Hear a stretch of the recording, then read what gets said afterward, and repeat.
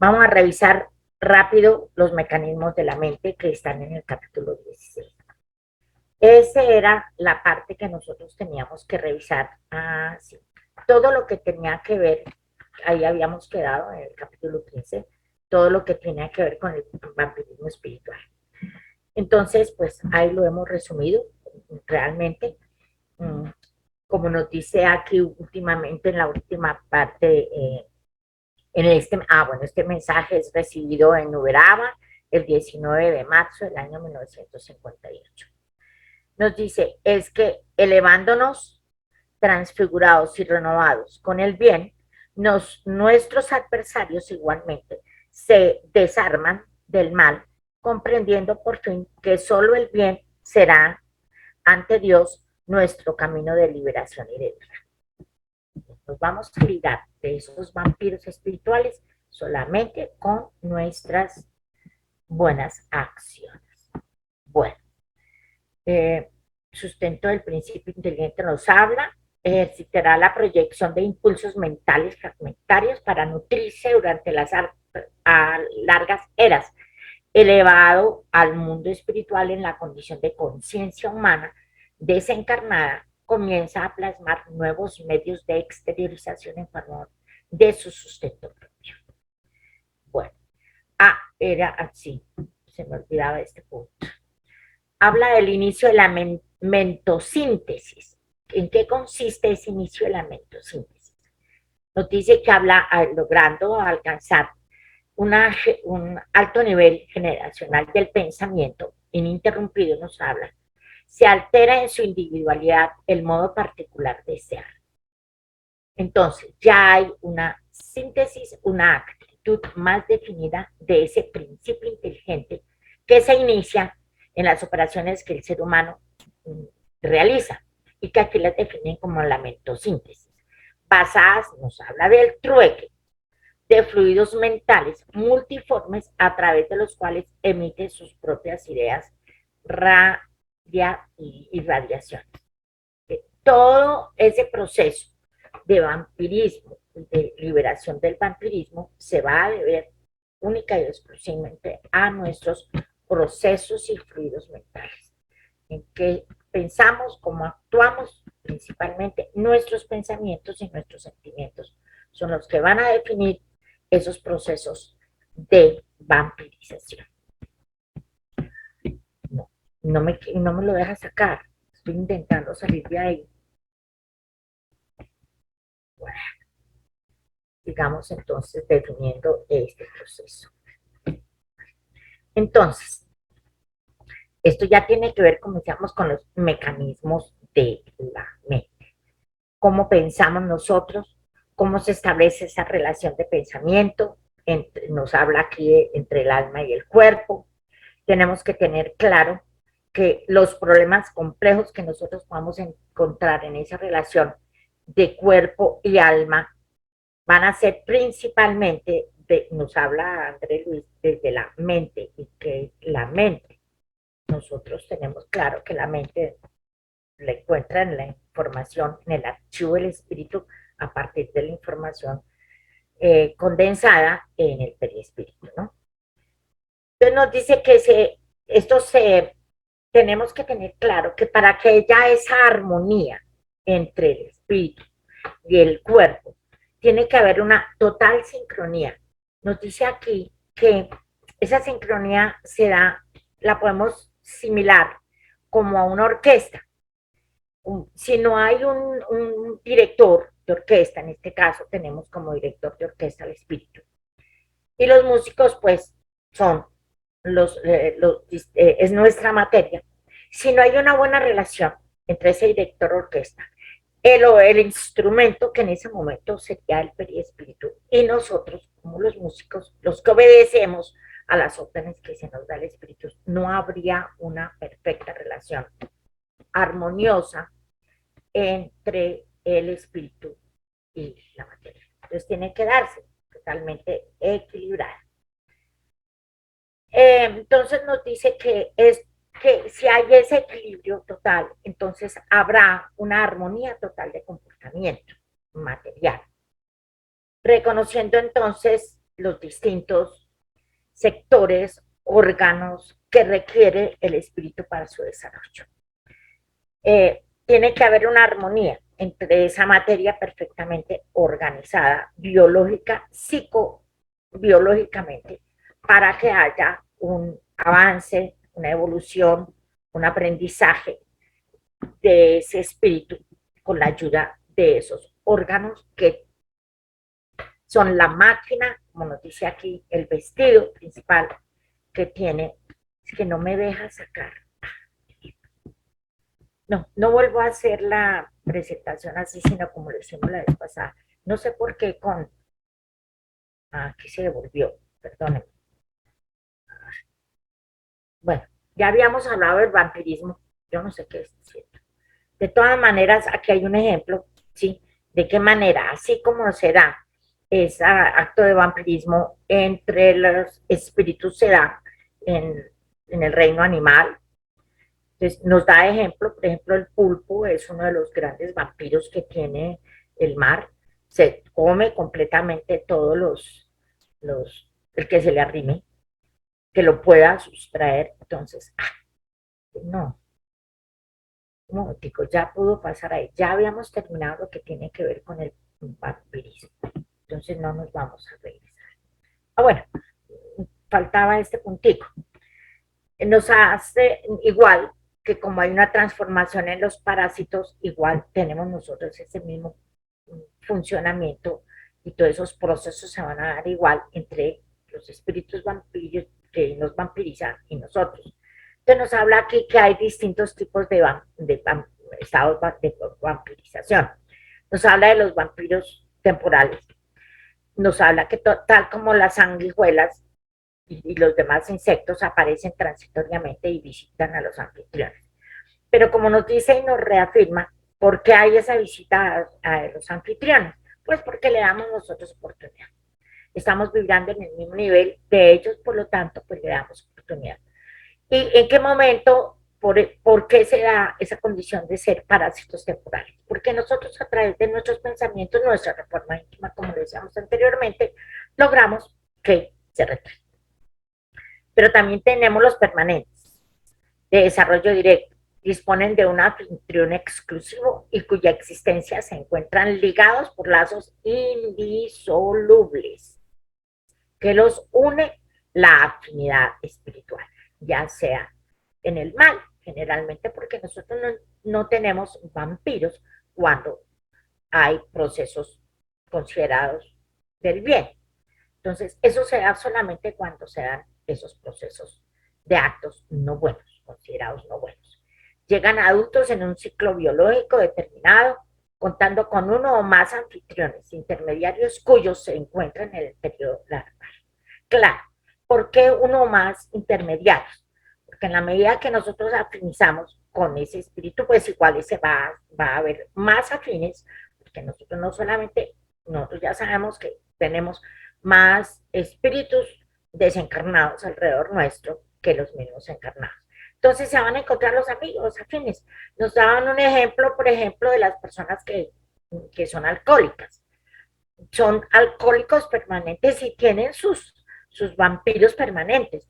Y cada vez que se reúnen con ese grupo de amigos, había una imagen que no la encontré, pues, cómo en esa reunión se ven las personas, se ven los que están tomando y detrás alrededor de ellos se encuentran una cantidad de espíritus que succionan ese aliento, como dicen, del alcohol y se mantienen permanentemente con ellos porque ellos permanentemente van a estar tomando. Entonces no les van a dar la libertad para que ellos puedan seguir. Tenemos entonces, también nos habla de de los permanentes y aquellos vampiros que son ocasionales. Esos vampiros ocasionales son los que con los cuales afinizamos dependiendo de las condiciones en que nosotros nos encontremos. Entonces, si nosotros, heterosépticos nos hablan, que llegan a los adultos, bueno, están hablando que acompañan al espíritu, el encarnado que están obsesando por tiempos indefinidos. Nos habla aquí los hiperparásitos, o sea, que son parásitos de otros parásitos. Nosotros nos afinizamos con unos espíritus de bajos niveles, que a su vez ellos traen otros espíritus de más bajo nivel. Entonces nos hablan. Eso se da muy frecuente entre los animales. Es mucho más frecuente entre los animales que podemos nosotros evidenciar. Por ejemplo, cuando los animales son afectados, por ejemplo, por un hongo, bueno, en ellos tiene un nombre, en este momento no recuerdo, y a su vez ese hongo se reproduce y va a generar otras bacterias, entonces va afinizándose y va convirtiéndose en otros elementos parásitos que van a hacerle daño. Lo mismo sucede acá con los espíritus encarnados. Esos vienen con otros amigos, se reproducen, nos dice, porque hay una auténtica adaptación. De modo particular, no dice de comportamiento, por lo que es justo admitir que se inclinan hacia nuevas condiciones de vida. Bueno, entonces ya esto hablábamos nosotros, esto ya lo tratamos, las diferentes condiciones de parasitismo, y es lo mismo, nos habla aquí en este capítulo, en este ítem, obsesión y vampirismo, que es lo que sucede, ¿por qué se dan los procesos obsesivos? Pues por la relación de afinidad que nosotros tenemos con otros espíritus.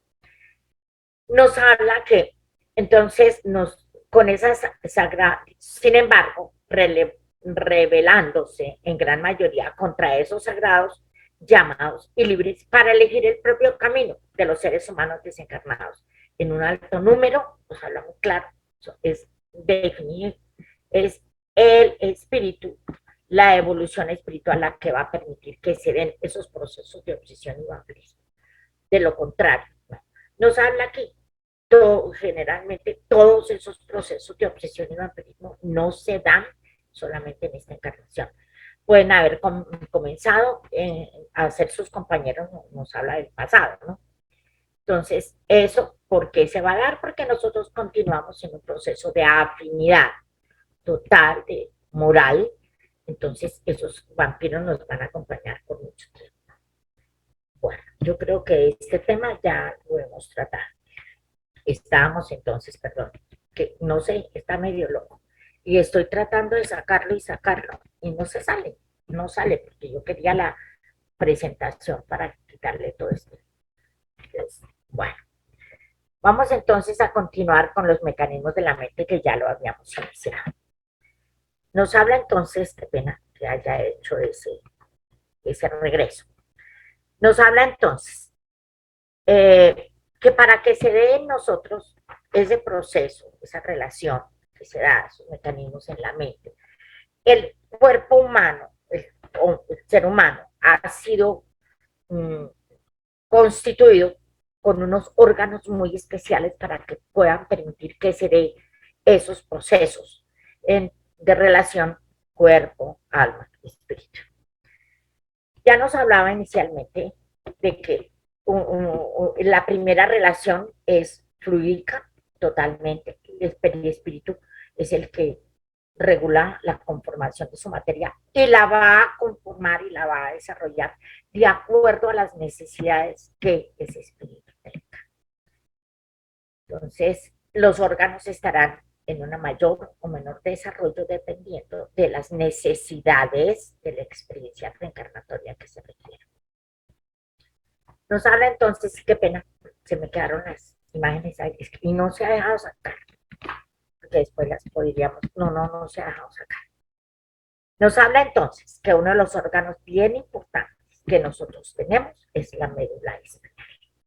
Nos ha hablado anteriormente, como ya lo vimos, de todo lo que es la formación del cerebro. Simplemente el cerebro es el órgano central, a través del cerebro es que vamos a recibir todos los fluidos principales del coronario y va a procesar a través de ese coronario toda la información que va a influir en cada uno de los órganos para su comportamiento y su evolución y desarrollo. Entonces, ¿qué nos dice? Uno de los principales órganos que se encuentran en el sistema nervioso central es la médula espinal. La médula espinal contiene la mayor densidad de fluidos para el perfecto funcionamiento cerebral y orgánico, pero principalmente cerebral. Nos decía que, por ejemplo, cuando una persona le es extraída parte de la médula espinal, la persona no pierde sus facultades, no va a perder parte de sus facultades, porque es ahí, en la médula espinal, donde se generan todos los procesos neurológicos, fisiológicos del ser humano. Entonces, no solamente va a tener problemas cerebrales de funcionamiento, de desarrollo de sus, va a menguar completamente todo su funcionamiento orgánico, va a perder muchas funciones y es, quiere decir que en ese proceso que está llevando a cabo la materia también se está afectando el espíritu en ese momento. Pero cuando ya llega el momento de la desencarnación, ya la afectación es menor. Va a tomarse, nos dice, aproximadamente 24 horas para que el espíritu retome nuevamente parte de sus condiciones. No quiere decir que ya en el mundo espiritual es llevado, atendido para su total recuperación, para que en posteriores encarnaciones no vaya a traer esos mismos problemas. Si esos problemas no han sido causados intencionalmente a través del suicidio, a través del consumo de sustancias psicotrónicas y que le hayan afectado. Si ha sido de esa manera, entonces todo ese daño de la médula espinal lo conserva el espíritu y lo va a traer en distintas encarnaciones. Entonces es supremamente complicado porque es a través de la médula espinal que se regulan absolutamente todos los órganos de los sentidos y tanto las destrezas motoras finas como gruesas. Entonces está las finas, pues parte de las destrezas de los sentidos, está el lenguaje, está la audición, está la visión, y dentro de las destrezas motoras finas y gruesas, pues entonces tenemos los movimientos, ya sea de las manos, de los brazos, de las manos, que es la parte, las manos concretamente, motora fina, y la motora gruesa que tiene que ver con el movimiento, las piernas, los brazos y el cuerpo en general. Entonces, es supremamente importante la médula espinal en ese proceso. ¿Qué nos dice acá? Bueno, si hay un daño concretamente, porque estamos hablando de la médula espinal, si hay un daño de la médula espinal, nos habla que hay esa recuperación de los reflejos y las acciones que tiene que realizar esa materia con una médula espinal ya disminuida en sus funciones. Pero como nos decía anteriormente, esa recuperación se puede dar físicamente a través de terapias, atenciones espirituales, pero nosotros, como ya sabemos, nos dice acá, tendrá la ayuda del mundo espiritual en la medida que la persona entienda que todas estas experiencias que está viviendo tenía que ser para su aprendizaje.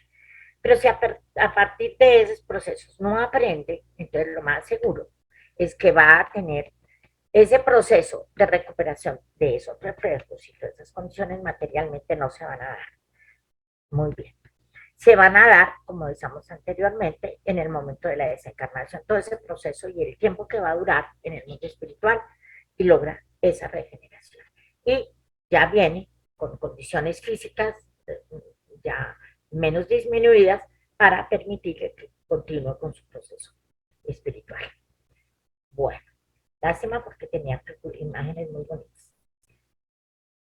Bueno, entonces nos habla de qué sucede.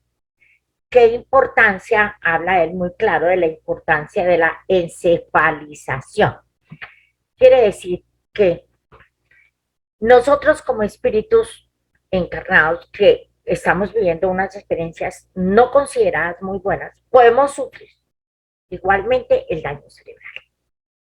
Ese daño cerebral se da precisamente, primero puede ser por compromiso que traía y tenía que darse ese daño, o porque se nos está dando la oportunidad al cambio, al mejoramiento, a la reforma, a las acciones que nos van a permitir la evolución espiritual. Entonces, y si no ese espíritu no logra esos procesos de aprendizaje y evolución, ¿qué hace? Le afectan el cerebro para que no siga comprometiéndose más concretamente. Entonces, sufre daños cerebrales, pero como tiene compromisos que cumplir, puede quedarse mucho tiempo en procesos en vida, pues sin desencarnar, para que durante todo ese proceso y esa experiencia de dolor, de enfermedad y deficiencia de movimientos, de respuestas, de acciones, no le permitan que vaya a cometer más actos que van a ser perjudiciales en su proceso evolutivo. Nos dice ¿qué sucede? Que si no se, en ese proceso va a vivir ese espíritu y esa materia unas dolencias muy grandes en cuanto a su complejidad, que no le van a permitir ese desarrollo. Y a la medida que solicite espiritualmente, con la ayuda de sus guías y la ayuda espiritual que puede darse a través de la oración, se puede solicitar que a esa persona se le mitigue ese compromiso y se le dé oportunidad para que no padezca más. Pero cuando se le imponen esas sanciones de la encefalización, ¿sí? O sea, que le van a restar funciones, eso no es reversible. Físicamente realmente no es reversible, nosotros lo sabemos, médicamente no es reversible esos procesos. Entonces, pues ahí va a continuar, sí, con esos procesos. Bueno, nos habla que igualmente, como se da ese proceso de descerebración en el ser humano, se da en los animales. Con relación a los animales, pues no es que sea de castigo, sino generalmente es por accidentes. No podemos decir nosotros que los animales están pagando una expiación, ¿no? Generalmente se dan por procesos necesarios. Además, por ejemplo, nos pone el ejemplo de los perros.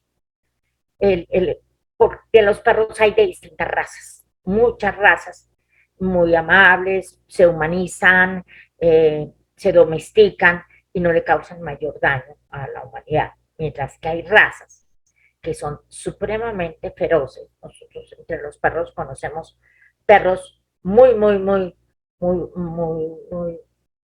salvajes, por decirlo así, cometen atropellos, matan, hacen de todo.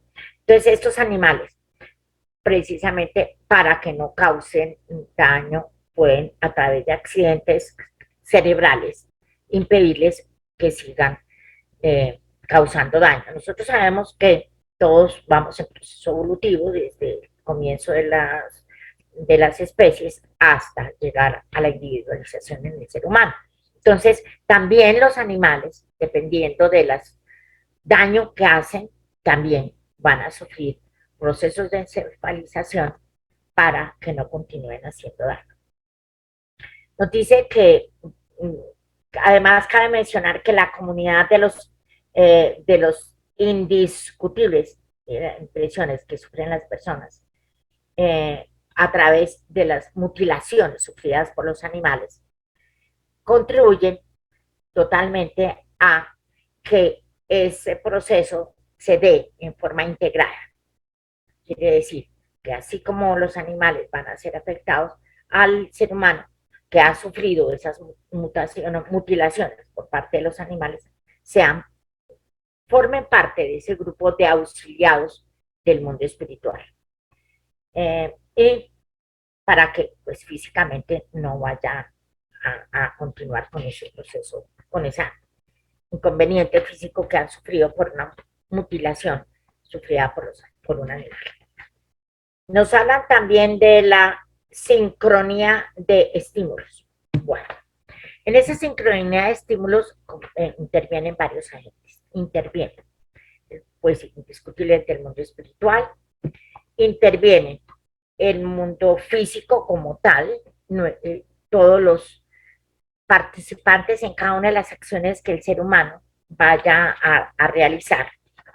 Entonces tiene que haber una sintonía de estímulos, una sintonía de pensamientos, una sintonía de sentimientos, una sintonía de acciones, para que todos los procesos mentales se den en armonía. Tiene que, inicialmente, es el espíritu a través de la materia, cuyos actos van a permitir que se den esos procesos de sintonía con el mundo espiritual, o sea, el apoyo y la ayuda que el mundo espiritual le va a dar para que pueda realizar todos sus procesos mentales para dentro de ese proceso evolutivo que lleva.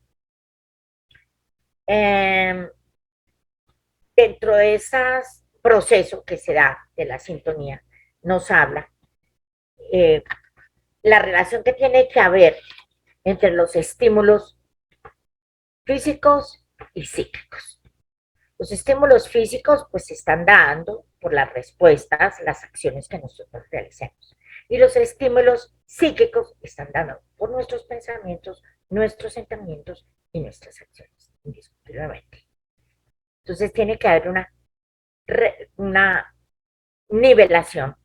Tienen que los pensamientos ser de buen nivel, buenos pensamientos, buenos sentimientos, para que nosotros podamos establecer ese nivel de sincronía con el mundo espiritual superior. Si nosotros nuestros pensamientos y nuestras acciones no están en un buen nivel vibratorio, pues no vamos a poder lograr esa sincronía con el mundo espiritual favorable. Vamos a tenerle entonces, dependiendo de eso, una sincronía desfavorable. Nos habla, bueno, y posteriormente entonces nos dice que no podemos olvidar que cada núcleo de la, bueno, se da, entonces, ¿cómo se da? No solamente esas relaciones se dan vibratoriamente, sino se dan a través de unos ligamentos que se establecen entre, lástima es que no tengo las imágenes, entre el fluido vital nuestro y el de las demás personas con las que nosotros nos relacionamos, tiene que haber un ligamento. Se ve como unos hilos, ¿sí? Que son los que contribuyen para que se dé esa relación permanente entre los dos.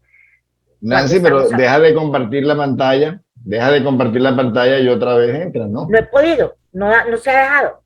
Tampoco. No, quedó ahí paralizado. No te deja de compartir. Nada, ni compartir, ni bajarla, ni nada. He querido hacer de todo, pero no me deja ni siquiera entrar a ver las imágenes del grupo. No puedo nada. Ahí quedó. Ok. Ahí paso ahí. Perdónenme, mire esto. Estamos hablando, ya, mire, dejo abrir. Ay, Dios mío, Señor. Los mecanismos de la mente, que es lo que estamos trabajando, ¿no? Entonces, ahí lo dejo pasar, pero no me lo deja quitar, no me lo deja cerrar. Bueno, entonces aquí nos habla, dentro de todos esos procesos, entonces, encontramos algunos problemas complejos de lo que estamos hablando, de la alineación mental con la mayoría de los espíritus desencarnados, por lo menos durante algún tiempo más allá de la muerte. Preciso comentar, aunque sea superficialmente, que algunos de los experimentos realizados por la ciencia terrestre con los mecanismos nerviosos a efecto de que podamos evaluar la importancia de la armonía entre la mente, su vehículo fisiopsicosomático, tanto en el plano físico como en el plano extrafísico. Lo que estábamos diciendo, pues, muy resumidamente. Asemejándose en el conjunto a, esto ya lo hablamos. Bueno, nos habla acá entonces, ya hablamos de la sección de la médula. Después de, ya esto lo hablamos, después de seccionada la médula, de todas maneras se completa, ahí nos habla, se puede dar la parálisis de la pared de los reflejos somáticos, bueno, eso ya lo volvió a trabarse. No, esto sí, no vuelvo a ponerlo en presentación así, mira. La vez pasada lo dejamos con diapositiva y no hubo problema. No sé qué pasa, pero ya te digo con Zoom, porque yo con Google no tengo ningún problema en eso. Nunca se presenta ningún problema. Bueno, eso ya lo vimos. Habla de un mecanismo de protección, concretamente, que se ejerce cuando esas relaciones no se dan. Bueno, aquí tenemos por lo menos la figura de la médula, que la médula va desde el cerebelo hasta el final de la columna vertical. Entonces, era lo que nos estaba diciendo. Si hay alguna falta de respuesta, de reflejos, miramos ahí, vemos en esa imagen cómo todos los estímulos nerviosos se proyectan a todo el cuerpo, ¿no? Entonces, si le extraen a la persona una parte de la médula, pues esa sección en la cual requiere de esos estímulos nerviosos, pues no la va a tener, no la va a recibir, por lo tanto, va a ser, va a impedir el perfecto funcionamiento de esa materia. Y vamos en este punto a recuperación de los reflejos que nos habla, debido a ese restablecimiento organizado instintivamente entre el alma y el cuerpo, los reflejos son gradualmente recuperados en condiciones muy especiales de equilibrio fisiopsicosomático del enfermo. Los reflejos superficiales resurgen casi siempre, esto ya lo habíamos hablado, en 24 horas después de producido el hecho. En la generalidad de los casos nos habla, sí, qué pena, esto es mucho eso. Sin embargo, los reflejos en pacientes de ese tenor solo reaparecen con más lentitud en el curso de semanas, tiempo indispensable para que las células del cuerpo espiritual, ya estamos hablando cuando la persona desencarna, ¿no? Ese cuerpo venciendo la resistencia del cuerpo físico. Como ya no tiene el cuerpo físico, entonces poco a poco el cuerpo espiritual se va reparando y se va recuperando. Y se restablecen cuando ello ya es posible. Entonces, logra esa... No, y es que cada rato le hago con la intención de salirme, pero no me sacan, no sé qué le digo. Bueno, entonces hablamos que es está más adelante de esto, están los mecanismos de monoideísmo. Mira lo que nos habla, el monoideísmo. ¿Qué es lo que nos comparte en relación al monoideísmo?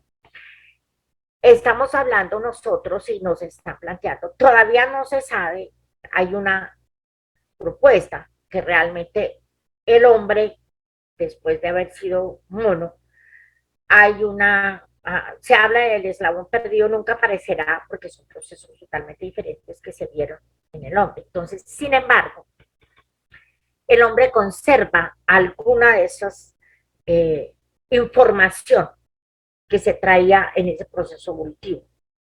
Entonces nos dice, la criatura encarnada puede caer en amnesia o afasia por la oclusión de los núcleos de la memoria o del el habla. ¿A qué nos habla acá? Precisamente con esa retrospección que se puede hacer en un momento dado, puede el organismo sufrir esos problemas. ¿Por qué? Porque el habla y la palabra solamente se dio en el momento de la individualización del ser humano. Entonces se cree que allá en el inconsciente más profundo quedó esa información de la dificultad en el habla, la dificultad en los procesos de memoria formales, y entonces es cuando se viene a dar en la persona, nos dice, los procesos, las enfermedades de demencia senil, de afasia lingüística, del Alzheimer, todos esos problemas se dan por esa recordación que hace de sus procesos anteriores evolutivos. ¿De por qué se da? Por conflictos espirituales concretamente. Entonces, es muy difícil que la persona, que ha tenido una encarnación, perdón, yo recordaba en una ocasión un caso que a nosotros se nos presentó de una persona que estando bien, la persona estaba bien, de pronto entró en unos estados de demencia y comenzó a comportarse como un animal, comía como los animales, hacía, y mira, y lo recordé precisamente haciendo esta lectura. ¿Cómo puede uno, después de haber llegado a un nivel evolutivo, retroceder de esa manera? tiene que haber algún estímulo, algunos compromisos que tenga que ese espíritu, porque de lo contrario no sea así concretamente. Nos habla que entonces la criatura desencarnada puede arrojarse a frustraciones semejantes sin perturbación integral del pensamiento, aunque se mantenga en distonía. Entonces, me parece complicado porque esa parte, pues yo nunca la había visto de esa manera, de que se podía dar ese retroceso. Si hablamos de que la evolución, hay permanente proceso evolutivo, no involutivo, aquí será un proceso evolutivo. ¿Sí? Conforme al mismo criterio nos dice, si la habilidad de un hombre para utilizar un determinado idioma puede cesar en una de las subdivisiones del núcleo de habla, en la corteza, persistiendo la habilidad para manejar otros idiomas de la misma manera, el núcleo de la visión profunda en el centro coronario puede sufrir una disfunción específica por la cual el espíritu desencarnado contemplará solamente por un tiempo equivalente a la turbación en que se encuentre los cuadros terribles que tienen relación con sus culpas contraídas sin capacidad para observar escenarios de otro tipo. Escuchará entonces voces acusadoras que le testimonian los compromisos inconfesables, sin posibilidad de oír cualquiera de los demás y valores sonoros, como, así como podrá recordar aquellos acontecimientos que se refieren a los padecimientos morales, con absoluto olvido de otros acontecimientos. Entonces, complicado en el sentido de que por qué se va a dar todos estos procesos. Esos procesos se dan en el ser humano precisamente porque no está vibrando en un nivel evolutivo formal, está en el mal, entonces viene esa asociación fluídica de ligamientos, como lo habla André Luz, de pensamientos tanto con el mundo espiritual de los desencarnados.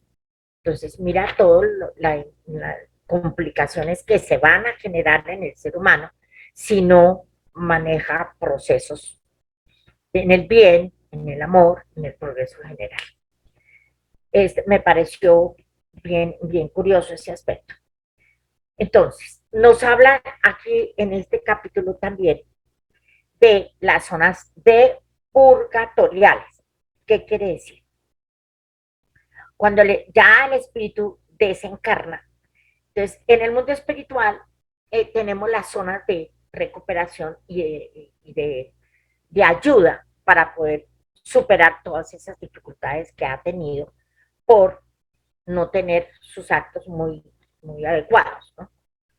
Entonces, nos dice André Luis que dado que el pensamiento es una fuerza creativa y aglutinadora de la criatura consciente en el seno de la creación, las imágenes plasmadas por el mal a costa de la energía inagotable que constituye su atributo inalienable o inmanejable, sirve para la formación de los cuadros. ¿Aló? ¿Aló? Sirve para la formación de los cuadros regenerativos con que el alma alucinada por los propios remordimientos es detenida en su marcha, aislándose frente a las consecuciones de sus propios delitos en lugares que ofreciéndoles la compañía de centenares y millares de desviados, se transforman en verdaderos continentes de angustia, ámbitos de aflicción, de dolor, en que la locura o la crueldad alternadas por el sufrimiento que generarán para sí mismas, se rinden lentamente al raciocinio equilibrado para su readmisión indispensable mediante el trabajo expiatorio. Mira que todo está relacionado, todos estos conflictos se le van a presentar a la persona encarnada a partir de sus acciones. Eso nos habla totalmente en sus procesos reencarnatorios que no llevó a cabo una adecuada comportamiento, no evolucionó, al contrario, en un momento dado, pues se hizo a más compromisos, pues recibe toda la ayuda del mundo espiritual para que pueda continuar su evolución. Entonces, por eso es llevado a esas zonas que llaman a zonas de purgatorio y zonas para ser educado, para ser rehabilitado, porque son zonas totalmente de rehabilitación, para que superadas todos sus problemas y todas sus problemáticas pueda continuar con su experiencia reencarnatoria. Entonces, a ese sitio son llevados, por ejemplo, los suicidas. Los suicidas son de las personas que más requieren de ser llevados a esas zonas de purgatorias porque van a ser muy bien asistidos por el mundo espiritual superior. Ahora, nos hablan de suicidas, ahí ese sitio habla de suicidas recurrentes, ¿no? Nosotros, entonces, aún mayor va a ser el proceso que tiene que vivir en esos sitios cuando el suicida ha sido recurrente, cuando tiene otro tipo de agravantes, cuando, por ejemplo, tiene agravantes de vicios, tiene agravantes de asesinatos, tiene agravantes de violaciones, tiene un sinnúmero de conductas que no son las más adecuadas, entonces son llevados igualmente a esos sitios que los define como zonas de purgatorio, hasta que haga su proceso de formación, de perdón, de reforma, que igual la tiene que hacer en el mundo espiritual para poderlo enviar a que continúe su proceso evolutivo en la Tierra. Pero no quiere, ¿qué quiere decir? Que una vez enviados a la Tierra, dándoles esa oportunidad reencarnatoria, reincide. ¿Qué va a pasar? Entonces vuelve otra vez en el momento de su desencarnación a ser llevados en esas zonas de purgatorio. Estarán allá cuantas veces sea necesaria, nos dice, aprisionados por la fijación monoeideísta de ciertos núcleos del cuerpo espiritual, en detrimento de otros que han menospreciado y mal utilizado. Todos esos procesos lo van a dar únicamente por el mal uso que se hizo de esos procesos encarnatorios. Bueno, entonces ya salimos de este punto. Vamos entonces al siguiente capítulo, que es el 17, es mediunidad y cuerpo espiritual, que nos habla entonces de esta mediunidad. Para que se dé, entonces nos habla muy claramente. Ya le digo, ay, lástima, yo tengo todas esas imágenes muy bonitas. No, y no me quiere sacar, es que no me quiere sacar. Y no podría, nada, no quiere hacer nada. La única forma sería apagar el computador y volverlo a aprender. Pero, ¿qué hora tenemos? Perdón. Ahí en... bueno, ahí estábamos hablando de la sincronía de los estímulos. ¿Cómo se da esa sincronía de estímulos? Pues a través de todas las funciones del ser humano, de todos sus principios, ya hablamos, sus pensamientos, sentimientos, sus acciones, que se dan indiscutiblemente a partir de las funciones del cerebro. No, esto no quiere. Bueno, entonces vamos a la siguiente. ¿Cuánto tiempo tenemos, Abelito, por favor? A ver. Ay, faltan 15 minutos, yo creo que sería un capítulo más. Bueno, entonces tratemos este no es muy largo, pues un poquito, pero no mucho, que es el capítulo La mediunidad y el cuerpo espiritual. ¿Qué nos dice a nosotros en este capítulo? Para que bueno, entonces ahí nos comienza a describir ya. Una vez nos ha hecho en este capítulo anterior nos ha hecho la descripción del ser humano, el cuerpo corporal, ¿cierto? Cómo está constituido su cuerpo. Ahora vamos a ver, para que se dé ese proceso de mediunidad, tiene que haber unos elementos diferentes. Ese elemento diferente lo define claramente André Luis como el aura humano. Para que se dé esa conexión del mundo espiritual con el mundo material, tiene que haber unos elementos específicos, vibratorios, energéticos, magnéticos, para que se pueda dar esa relación. Entonces habla del aura humana. ¿Qué es el aura humana? la aura humana pues es el campo vibratorio alrededor del ser humano y que tiene, yo veía, investigaba todas las investigaciones que se han hecho, muchas investigaciones, se han hecho tomas específicas de la aura humana, encuentran que todas las auras no tienen los mismos colores. Es que nos dice aquí, André Luis, ¿por qué todos no tienen esos mismos colores? Porque se debe al nivel evolutivo y vibratorio de la persona. Entonces habrá, y es curioso, a mí me parece curioso porque dentro de toda la teoría del cerebro, un cerebro unitriádico, se establecen, aquí hay otra propuesta que es dividiendo el cerebro operativo, pero no lo vamos a manejar, no lo vamos a tratar ahorita, cómo los campos áuricos, dependiendo de cuál es la condición de la persona, material de la persona, esos campos toman distintos colores. Si la persona emocionalmente tiene un equilibrio emocional, por decirlo así, maneja muy bien su inteligencia emocional, su aura será principalmente amarilla. Si su pensamientos, sentimientos, acciones son principalmente racionales, pero dentro de la racionalidad hablamos buen comportamiento, principalmente irradiará el color rojo. Si su condiciones mentales y del cerebro, de desarrollo del cerebro, son más orientadas hacia las acciones, el aura tornará más un color amarillo.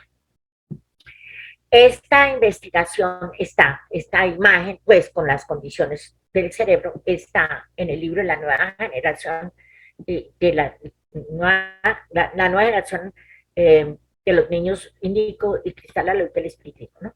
Ahí Tibaldo Pereira presenta una tomografía cerebral en la que se diferencian perfectamente los colores. Entonces, esa es la propuesta que se hace concretamente con relación al aura. Tiene sus características específicas. Hay una propuesta muy específica oriental que dice que esto no habla de la definición de los colores del aura con relación a los pensamientos, los sentimientos y las acciones que están definidas acá, sino con relación a los distintos cuerpos. Entonces, hay una propuesta que nos dice que nosotros tenemos 7 cuerpos. Entonces tenemos el cuerpo, que perdone, 6 cuerpos. Tenemos el cuerpo mental, habla del cuerpo mental, habla del cuerpo espiritual, habla del cuerpo, el cuerpo físico, magnético, habla, me falta el otro. Qué pena. No. Tenemos varios, entonces, ellos definen que no tiene total relación, pero sí vamos a ver, sí, porque si vamos a hablar del cuerpo espiritual, generalmente el cuerpo espiritual tiene como esos colores, ¿cómo se llaman? Que se han fusionado, ¿no? Entonces, porque ese es su cuerpo espiritual, cuál es su contenido vibratorio, magnético y de información que tiene, entonces esa aura no va a ser totalmente de un color total, sino que va a tener como una fusión entre todos los colores. Entonces, ese cuerpo mental, hablan del cuerpo espiritual y del cuerpo mental, y pues para lo que yo he entendido, si usted está ahí Alvarito, si me puede aclarar un poco más, lo que he leído del cuerpo mental es la manifestación del cuerpo espiritual. Entonces, se da una difusión en esos.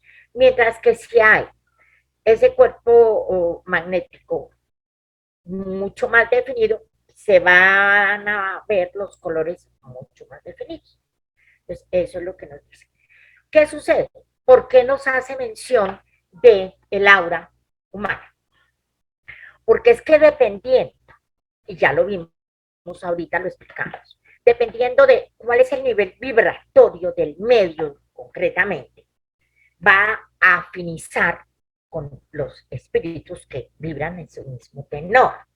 Entonces, si encontramos un medio cuya manifestación principal emotividad tiene más desarrollados sus sentimientos, su inteligencia emocional o su cerebro emocional, como lo queramos nosotros entender. Entonces, los espíritus que van a afinizar con él van a ser de ese nivel de sentimientos. Sí, al contrario, su aura tiene más tendencia a la racionalidad, de esos serán los espíritus que están con él. Habla muy claramente con relación a esa condición del hombre y sus fluidos áuricos para que se establezca la relación espiritual.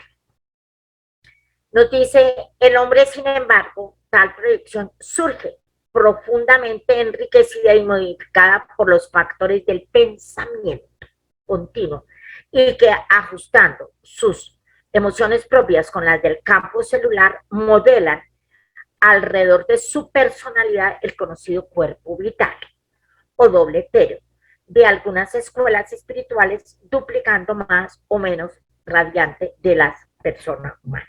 Entonces, ¿a qué se debe? Y lo dicen muy claro, el que unas personas tengan un campo áurico reducido y otras tengan un campo áurico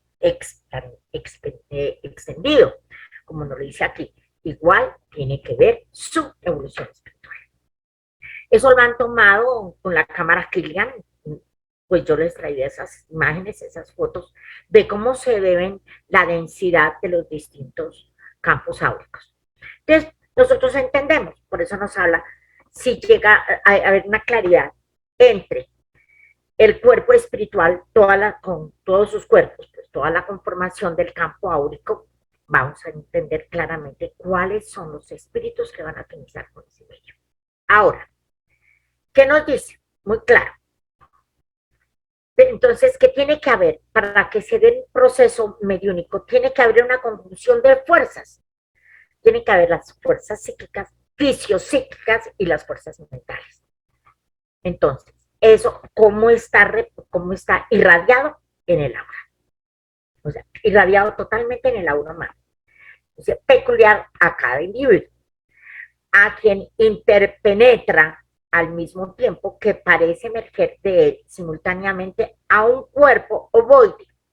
Cuando hablamos de un cuerpo ovoide no es que estamos hablando de obsesiones de carácter ovoidal, sino que tiene esa forma, parece un huevo. Si uno mira todo alrededor del hombre, del cuerpo humano, pues se forma como un ovoide, como un huevo, porque pues, tiene relación a la dimensión y a la extensión del campo áurico como a la forma del ser humano, que el ser humano pues está parado, por lo tanto, si va a tener una influencia magnética alrededor de su materia, pues no puede ser cuadrada, tiene que ser ovoide, porque de esa manera se va a dar la extensión del cuerpo. La facilidad entonces nos habla de que se dé una mediunidad es precisamente la expansibilidad de ese campo áurico. Por eso es que nos dice muy claro acá, igual, eso nosotros ya lo sabemos, que la mediunidad pues no es una facultad especial, muy especial, pero sí está dada. La eclosión de la mediunidad sí depende concretamente del campo, del potencial magnético, electromagnético de ese campo áurico. De lo contrario, pues no se van a dar las suficientes manifestaciones. Nos dice que la fotosfera,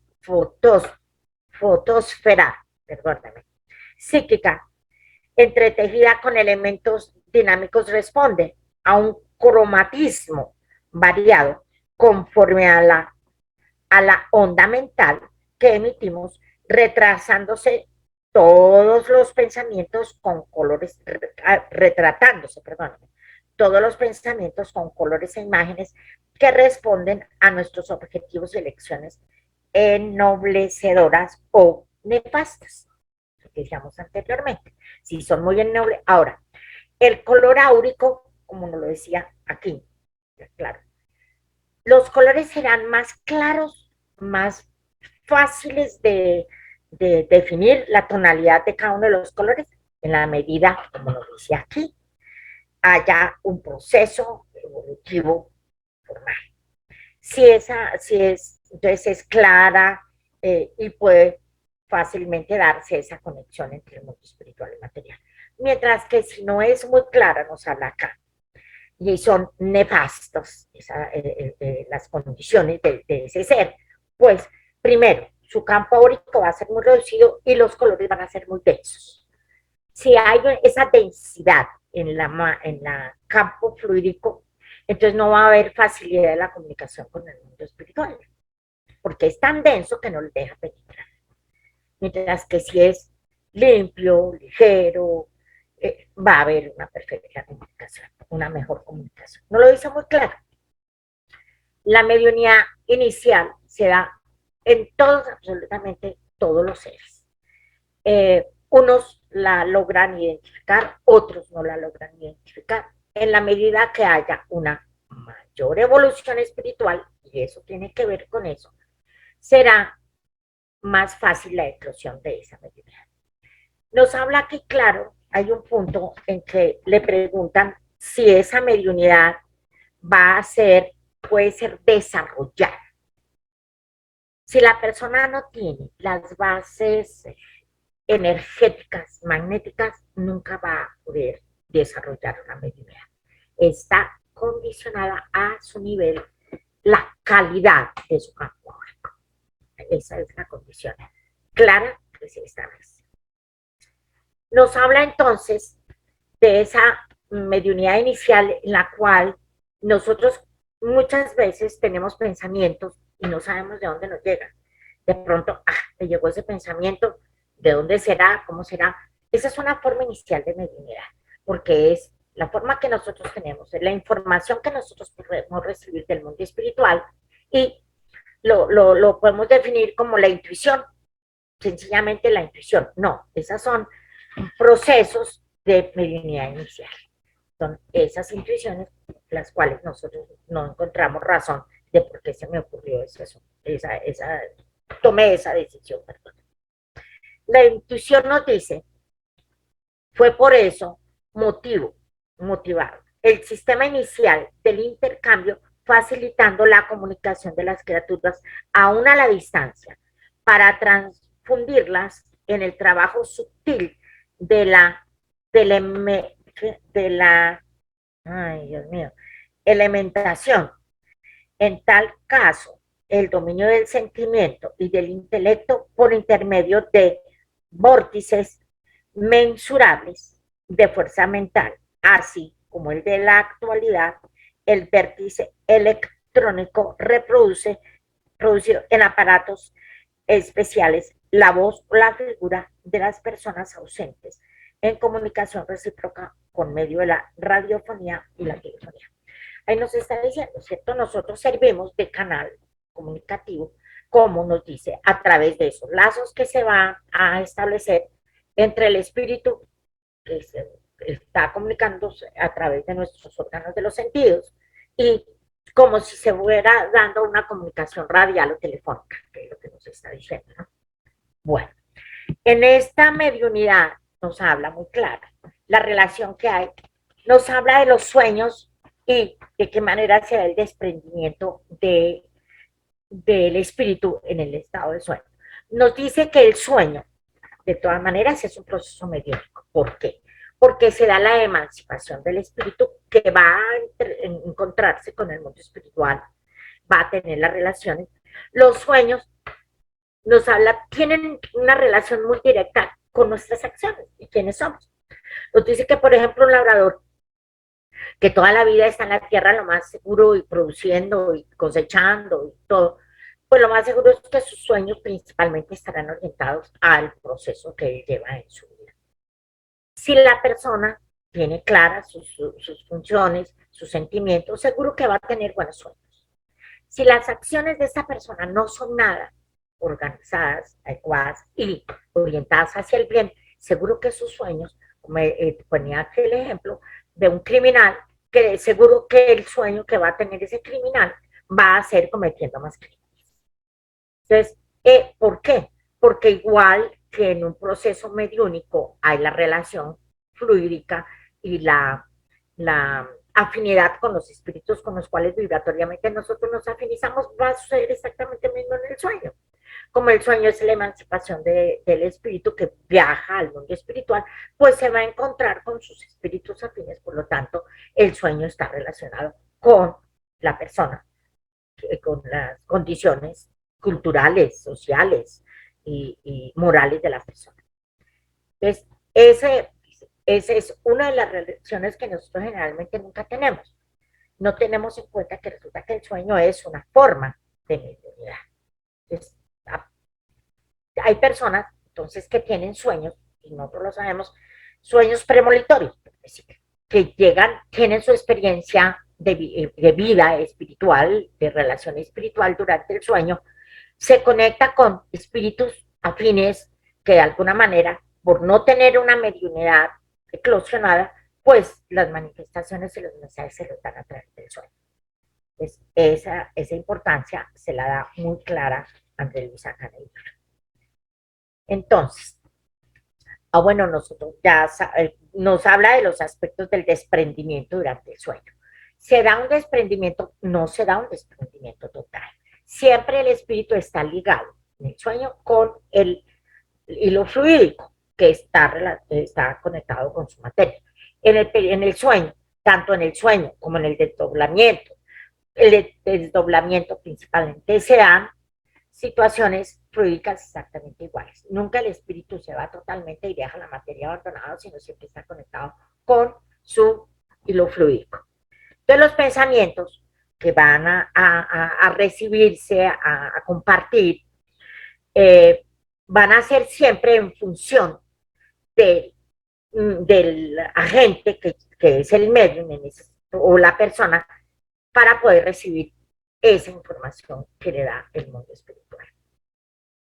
Entonces nos dice, concluyendo, que de todas maneras puede darse todo tipo de pensamientos y sentimientos en el ser humano.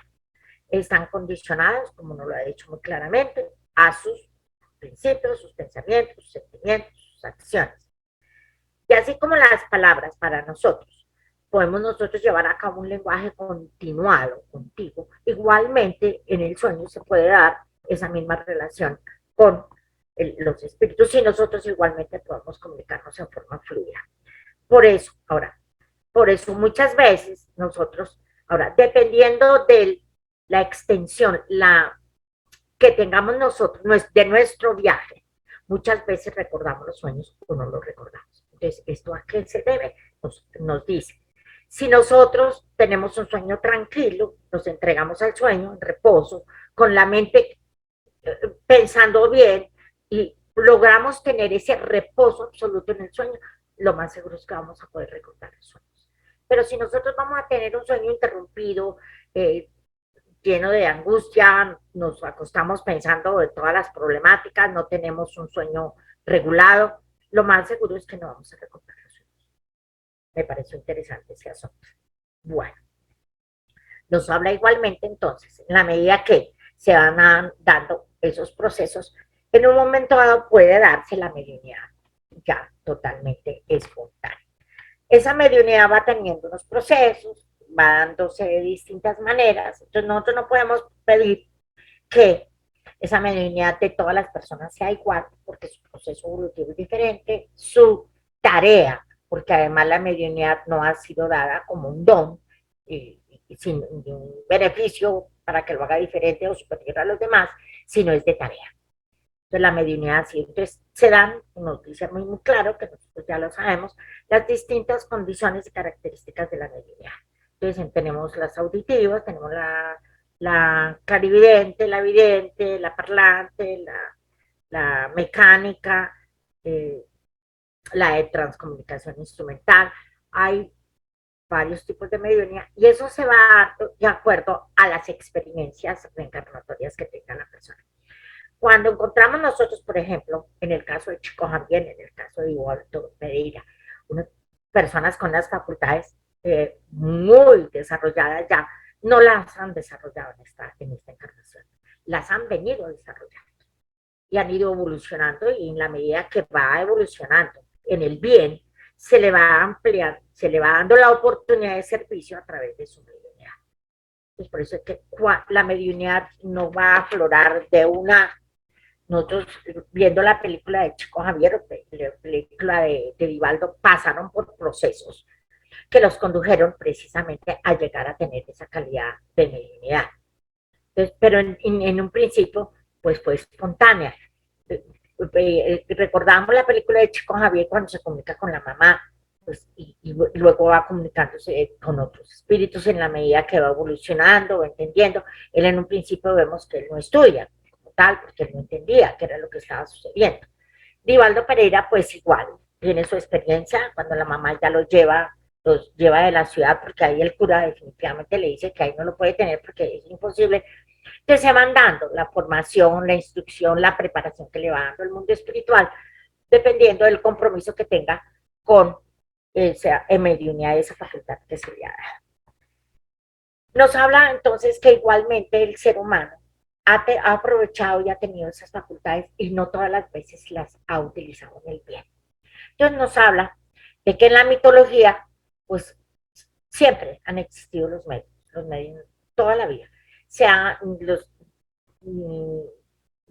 clasificaban de distinta forma, ya sean las pitonisas, que pues ya peyorativamente que las brujas, pero siempre han sido utilizadas muchas veces para el mal. Entonces, ahí en esas condiciones, pues hasta ahí llegaba el conocimiento. De todas maneras, hacen uso de esas personas para hacer el mal. Nos dice aquí concretamente, les preguntaban, ¿sí? Si debían irse a la lucha, si con quién debían competir.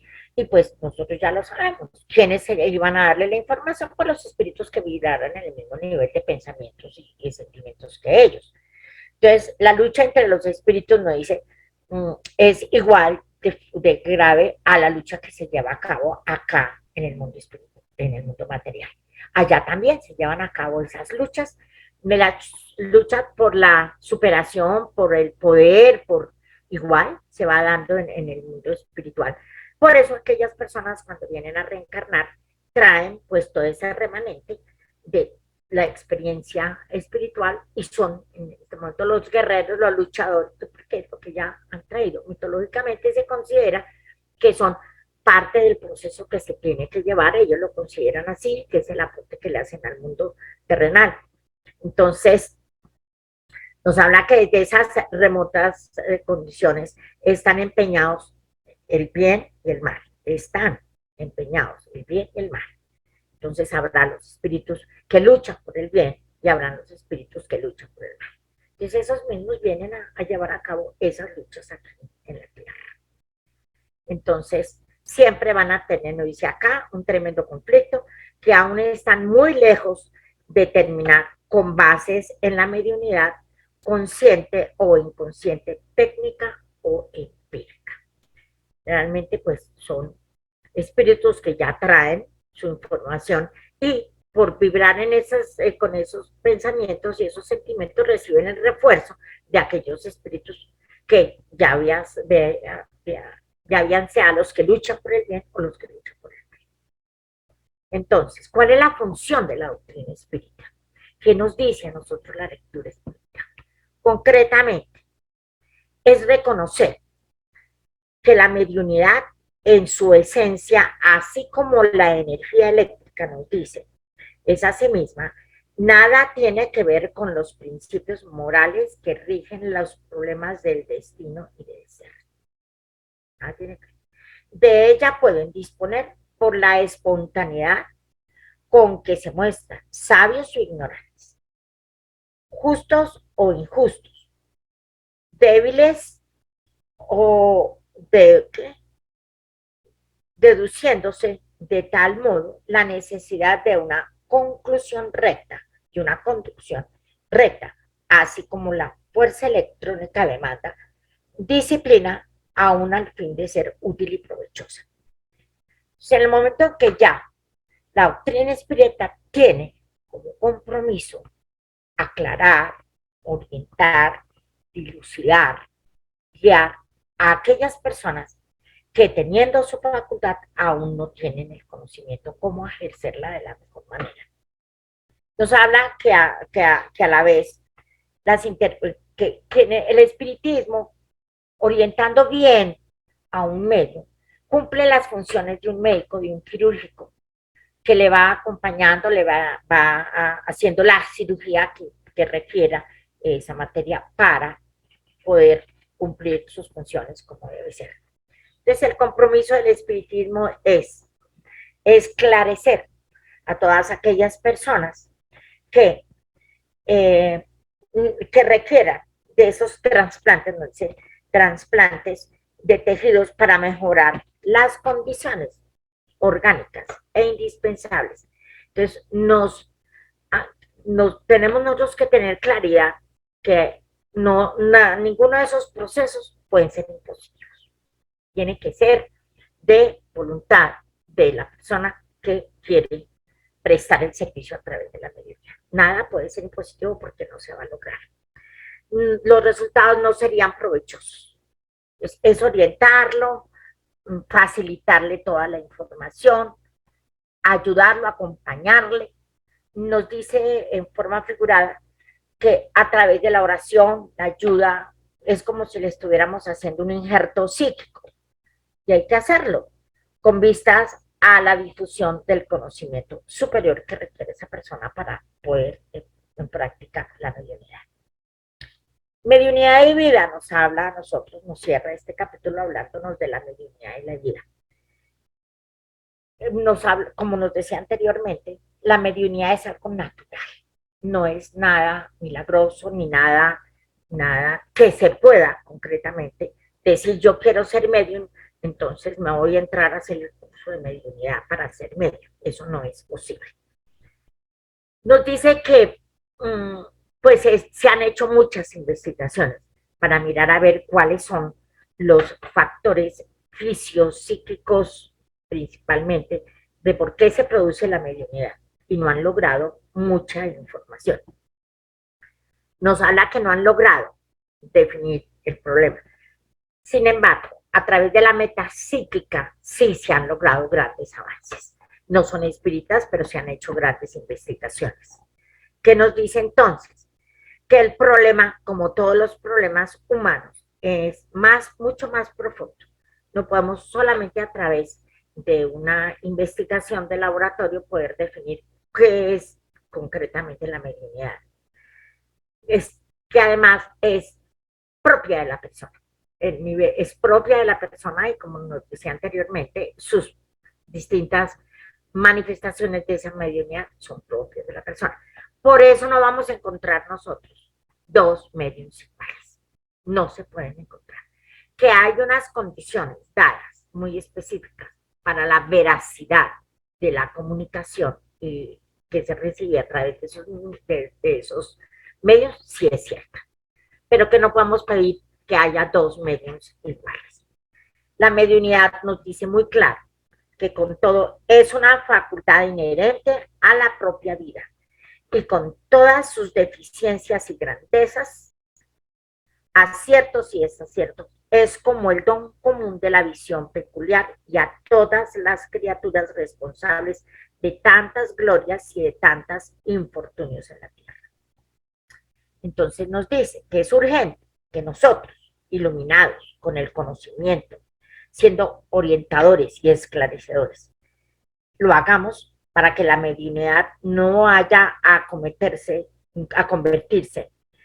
en un desenvolvimiento indiscriminado, pero sí, antes que nada, debe procurar al perfeccionamiento de la personalidad mediúnica y de la nobleza de los fines para los cuales se va a prestar.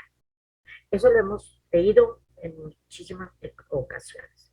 Es muy importante para que el medio pueda ejercer la labor que le corresponde y desarrollar la tarea de la mejor manera, tiene que trabajar. Los orientadores, los facilitadores, tienen que estar pendientes para que se le dé a la persona toda la orientación y la formación, la ayuda y el acompañamiento para su perfeccionamiento moral, moral y personal. De lo contrario, las comunicaciones que se vayan a recibir a través de estas personas, si no cumplen con ese nivel moral, que es el cual nos exigen, no van a ser de espíritus evolucionados. O sea, pues no lo dice acá, pero nos habla precisamente el espiritismo y las instrucciones, que si los espíritus comunicantes encuentran que el medio no es el adecuado para hacer una transmisión y recibirlos, y no hay una empatía vibratoria, muchas veces se retiran. Ahora, pues, entonces, ¿qué nos corresponde a nosotros como doctrina espírita? Orientar, educar. Ahora, no todas, vuelvo, lo dicen muy claro, es una facultad individual y no todo el mundo la tiene en el mismo nivel. Pero sí la formación y el perfeccionamiento moral del ser humano, sí lo hace, lo debe hacer todo el mundo, sea medio o no sea medio. Entonces, con esto terminamos el capítulo 19, digamos ahí, de sus instintos. Ya en este capítulo entonces nos habla del alma y la reencarnación. Ya cumplió el ser humano todas sus funciones, ya llevó sus funciones reproductivas, llega el momento en que ya en esas condiciones, en el nivel en que se encuentra el ser humano, hay espíritus con deseo, con necesidad de reencarnar. Entonces, André Luis nos habla todo el tiempo del alma. En ese caso, pues, el espíritu y el perispíritu, no es solamente el alma. Estamos hablando del espíritu, siempre anda con su perispíritu. ¿Cómo se lleva a cabo? Nos informa ese proceso de reencarnación. ¿Qué se requiere para que se dé ese proceso de reencarnación? Aquí nos dice claro que después de la desencarnación para nosotros nos habla de la muerte, pues indiscutiblemente de la muerte física, pues el espíritu sufre un proceso difícil dependiendo de cuál ha sido su proceso de vida. Unos van a recibir un proceso, de todas maneras, y se habla de un proceso de purgación. ¿Cómo se da ese proceso? Espero que casi todos los que nos encontremos aquí hayamos visto la película Nuestro Hogar. Entonces, en esta película se ve claramente cómo André Luis tiene que pasar por el umbral, pasa por sus dificultades, por la vida que llevaba.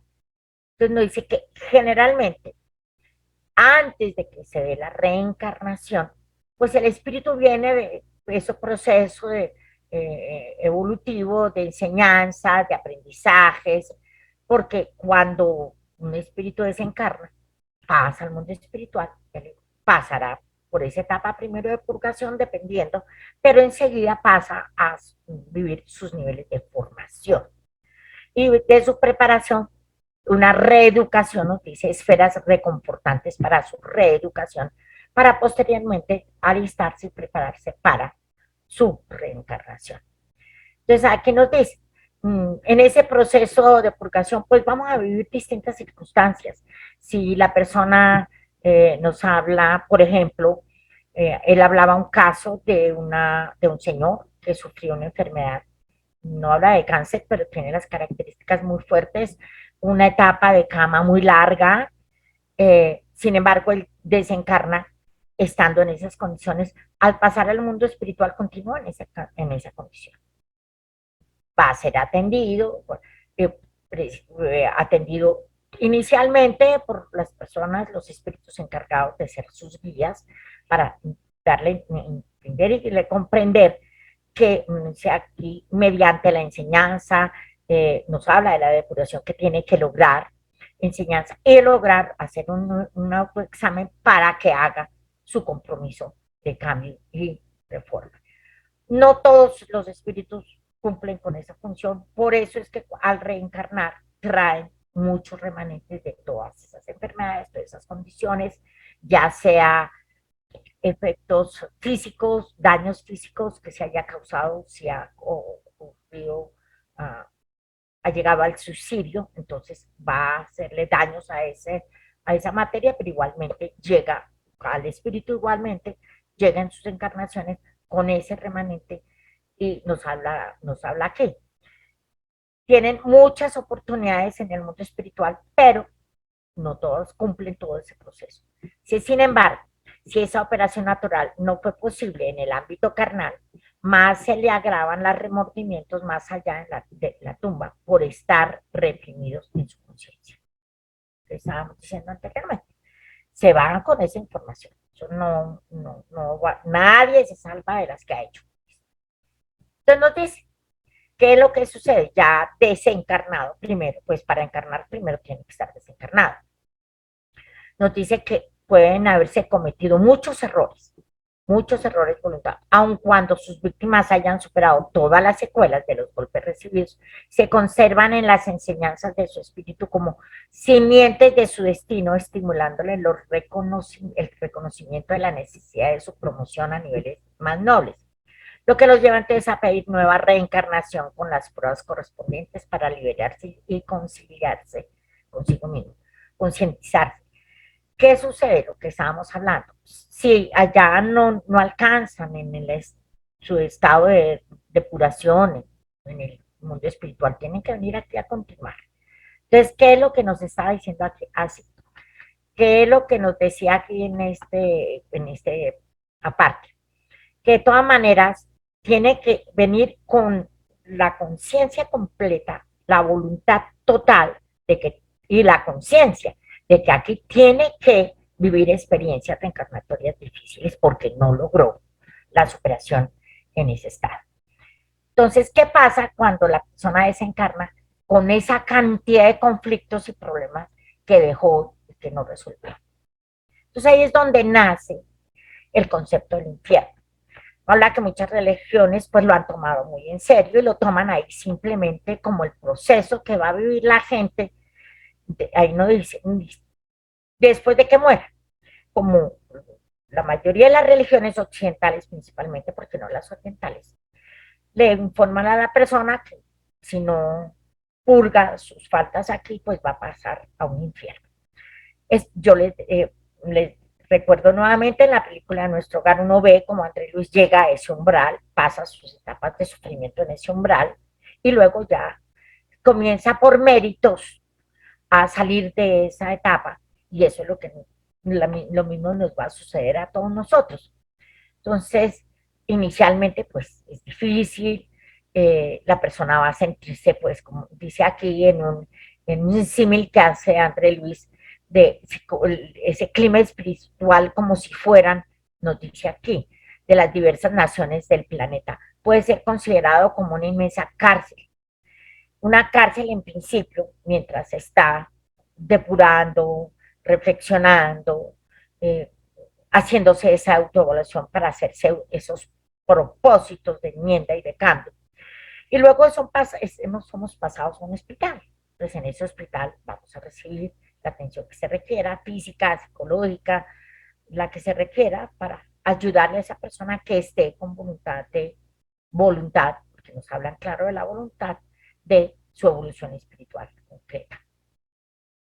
Entonces, encontraron, dice, realmente todas las afecciones catalogadas por la patología común, generadas por las profundas disfunciones del cuerpo espiritual. Disfunciones del cuerpo espiritual, o sea, que las disfunciones que tenga la materia las tiene igualmente el cuerpo espiritual. Y muchas veces están alimentadas por, nos dice, las formas, pensamientos en torturante desequilibrio clasificadas como larvas mentales. Eso lo vemos nosotros en los dominios de la mediunidad, lo explican perfectamente. Esas larvas mentales, pues claro, en la medida que nuestros pensamientos no sean elevados, pues con qué nos estamos afinizando. Entonces, la medida que más bajos sean el nivel de esos espíritus con los que nosotros nos afinizamos, pues llegan a ese nivel de las larvas mentales. Bueno. Entonces ya nos habla de las reencarnaciones. Entonces nosotros de todas maneras tenemos que pasar por esa experiencia ya para luego reencarnar. Nos habla que no todas las reencarnaciones van a tener dificultades. Mucho, no todas las reencarnaciones son que tenemos que venir a seguir pagando y a seguir avanzando. No todas, porque depende primero el trabajo que hayamos hecho allá en el mundo espiritual y la voluntad y el interés que tengamos nosotros de reforma allá en el mundo, pues nuestras reencarnaciones pueden ser mucho mejores, en mejores condiciones. Y tanto será, así como pues en ese proceso evolutivo hay espíritus mucho más evolucionados. Entonces, nos se refiere aquí a las reencarnaciones especiales. Hay dos tipos de reencarnaciones especiales. Aquellas que nos dicen mientras muchas veces se procesan reencarnaciones sin hacer ninguna consulta a los que necesitan de ellas para cumplir ciertas luchas en el plano físico. Hay ocasiones en que, estando en ese proceso de reencarnación, considera el espíritu que en esa oportunidad de reencarnar pronto para remediar, reparar, comprometerse, cumplir para poder seguir ese proceso evolutivo. No todas las reencarnaciones se dan por mandato, mejor dicho, no es que le digan, tenga que usted tiene que ir a reencarnar. Hay unas que ya, dado y cumplido ese proceso, pues pasan y ya los mandan. Entonces, por eso nos mandan, hay reencarnaciones especiales. Unas vienen con misiones concretas, otras sencillamente porque ya necesita ese progreso y cumplir ciertos trabajos que debió cumplir en el plano físico y que no los cumplió. Entonces nos dice, providencias esas comparables a las que asumimos en el mundo con enfermos y criminales que por su propia condición o conducta perdieron temporalmente la facultad de resolver en cuanto al destino que les conviene en el lapso en que perdure la enfermedad o se mantengan las determinaciones de la justicia. Son problemas especiales en que la individualidad renace en el cerebro parcialmente inhibido o padeciendo mutilaciones congénitas junto a quienes les han abnegado. ¿A qué se refiere esto? Que cuando pues, nosotros en la experiencia reencarnatoria que tuvimos no cumplimos absolutamente con todos los compromisos que teníamos, el deber que teníamos, ya sea en condición de hijos, de padres, no hicimos la tarea en el campo afectivo concretamente, entonces se nos envían con padecimientos que nos van a acercar y entender y comprender qué fue lo que sucedió cuando nosotros estuvimos en nuestra reencarnación anterior. Entonces se le da la oportunidad para que continúe su trabajo que dejó en el campo antes de, en la encarnación anterior. Nos habla ya la reencarnación y la evolución. De todas maneras, todas las reencarnaciones, que la reencarnación no es un mero principio regenerativo. Todas no son solamente, de todas maneras, cuando habla de regeneración, siempre va a haber evolución. En el momento en que el espíritu se prepare antes de llegar a su reencarnación y venga con el compromiso, pues tiene que haber evolución. Pero nos dice aquí que la reencarnación no es un mero principio regenerativo. Quiere decir que no todas las veces es que tenemos que venir a espiar. Tenemos nosotros muchas encarnaciones que vienen con misiones. Nos habla muy claro de personas que se han destacado en el planeta Tierra por todos sus aportes que hacen, científicos, médicos, de educación, nos habla extrafísico, tiene todas unas misiones también que cumplir. Entonces, habla de criaturas ennoblecidas por la bondad. En muchas ocasiones requieren conocimientos. Otra gran cantidad de ellas, aunque habiendo conquistado preciosos valores en los dominios del corazón y del cerebro después de una larga estancia en el plano extrafísico, o sea, el plano espiritual, sienten hambre de progreso renovador por estar inhabilitados allá en el mundo espiritual por un tiempo y necesitan y piden se les dé la oportunidad de reencarnar para poder exactamente continuar con su trabajo y poder disfrutar con sus afines y aquella transformación y depuración que necesitaban, porque en esa próxima encarnación van a tener también ese producto. Nos habla aquí. Eso no significa que la conciencia desencarnada deje de encontrar posibilidades de expansión en las ciudades espirituales que gravitan en torno a la Tierra. Nosotros ya sabemos que hay muchos más hogares, que hay muchos más sitios a donde llegamos, no solamente en nuestro hogar. Hay uno del cual no me acuerdo quién es el medio, de espíritu que se comunica, de un hogar que se llama La Esperanza, ¿no? Y así hay varios. Otras modalidades de estudio y de trabajo le aseguran allí nuevos factores de evolución. Científicos eminentes interesados en la continuidad del emprendimiento, redentores que dejaron en manos ajenas Eso es interesante.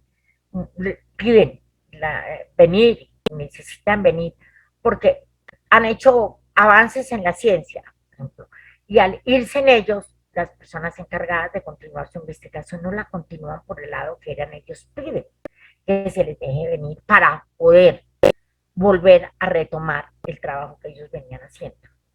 Vuelven al trabajo y a la experimentación entre los hombres y con el mismo espíritu misionero, religiosos, filósofos, profesores y conductores, hombres y mujeres que se distinguen por nobles aspiraciones, retornan por decisión propia de la esfera física.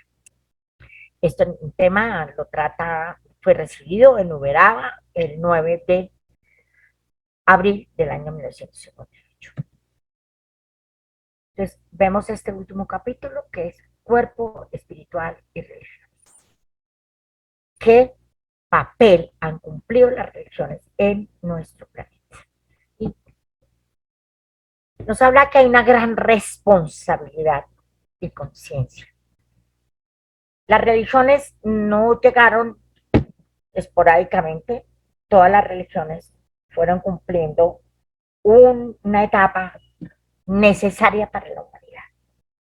Porque igual nosotros en un comienzo lo sabemos muy claro, éramos un planeta primitivo, se vieron situaciones muy complicadas, demasiado complicadas, de maltratos, de crímenes, de canibalismo, de una serie de situaciones, de ambiciones, de poder.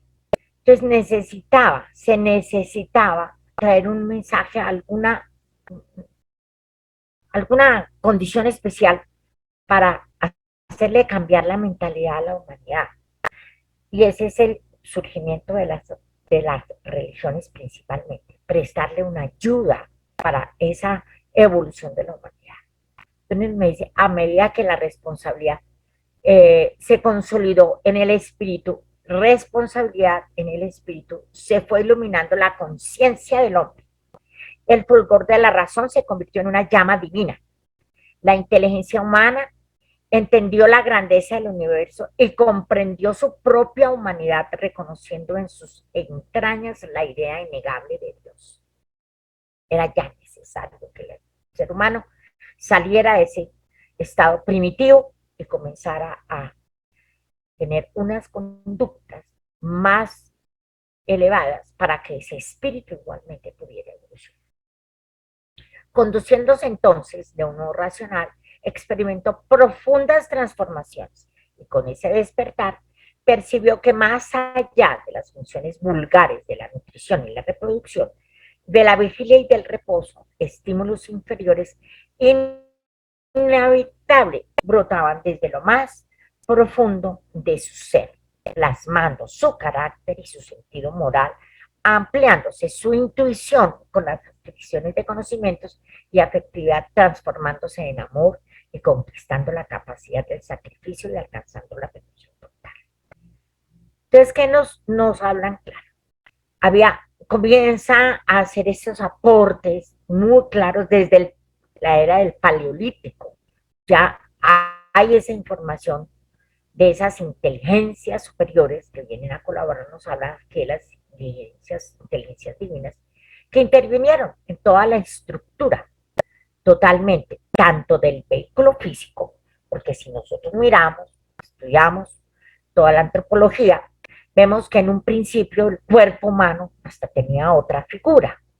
Entonces esa figura la van perfeccionando, la van moldeando, la van puliendo, en la medida que va evolucionando la humanidad, va a requerir de otro vehículo, ese espíritu va a requerir de otro vehículo. Pero así como iba modificándose ese vehículo, esa estructura de esa materia, debía de ir puliéndose, modificando, evolucionando ese espíritu. Entonces, llega el momento en que ya nos comienzan a asignar más deberes, más responsabilidad individual y colectiva, social. Entonces, debía de conformarse unas condiciones de vivienda, de convivencia, por decirlo así, de facilitar esa vida social, porque ya comienza a darse en el ser humano esa condición de vida social. Y ya no es solamente se va a vivir por la subsistencia y la sobrevivencia como fue en principio. Así aquí nos dice, así como va perfeccionando su materia, va perfeccionando su cuerpo espiritual. Entonces, se requiere de una religión, de un principio ya se ha llamado religión, de unos principios que orienten las conductas de ese ser humano. Entonces aquí lo define André Luis como el surgimiento de la actividad religiosa. Entonces había unos principios. ¿Cuáles eran? Ahora, yo leyendo a André Luis, recuerdo otro autor que habla muy claro que cuál fue el nacimiento de las religiones. Realmente el nacimiento de las religiones no fue sacral, es decir, que no fue con el objeto de adorar a un dios, no.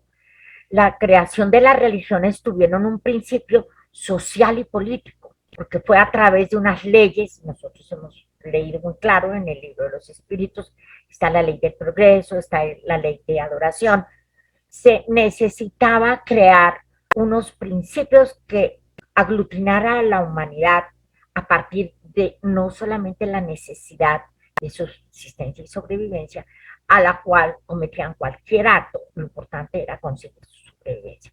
Entonces vienen a imprimirle un concepto distinto, que es el concepto de Dios. Entonces ya comienza a transmitirle que nosotros somos hijos de Dios, que así hijos de Dios, y que somos herederos y colaboradores de esa gran obra de vida. En ese momento cambia el sentimiento, cambian los valores, cambian los instintos. Entonces la actividad religiosa nació por obra de la intuición mundial de la higiene del alma. Mira cómo lo expresa André Luis. Higiene del alma. Era la limpieza, era la depuración del ser, de sus pensamientos, de sus sentimientos. Entonces le comienza al hombre trazarle ciertas directrices comportamentales, definiendo, orientando mucho más sus psiquis, no solamente su condición, como nos habla aquí, su necesidad de nutrición y de alimentación, sobrevivencia, sino ya va más allá, va más profundo, nos dice aquí, para lograr su usina mental, o sea, el crecimiento de esos elementos que se necesita para elaborar ese nivel mental diferente, profundo, con fluidos electromagnéticos, con los cuales se le corporificaron los movimientos, los reflejos dominantes, nos dice influenciando el ambiente y siendo por este influenciado. Claro que sí. Si nosotros cambiamos de pensamientos, de sentimientos, nos iba a cambiar el ambiente. Por lo tanto, iba a haber una influencia de evolución general.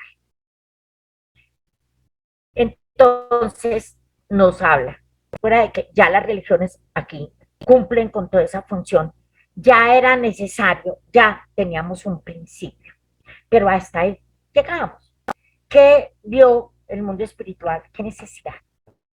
De que alguien nos trajera unos aportes mayores para nosotros poder confirmar y continuar esa evolución.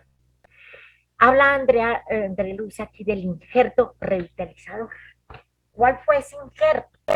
Entonces nos dice, se establece la raza adámica en la Tierra. Nosotros sabemos que la raza adámica es una raza traída que nos llega a nosotros ya una raza más evolucionada, que a su vez traen a nosotros procesos, conceptos innovadores, nos dice, instalando en el hombre renovadoras nociones sobre Dios y la vida.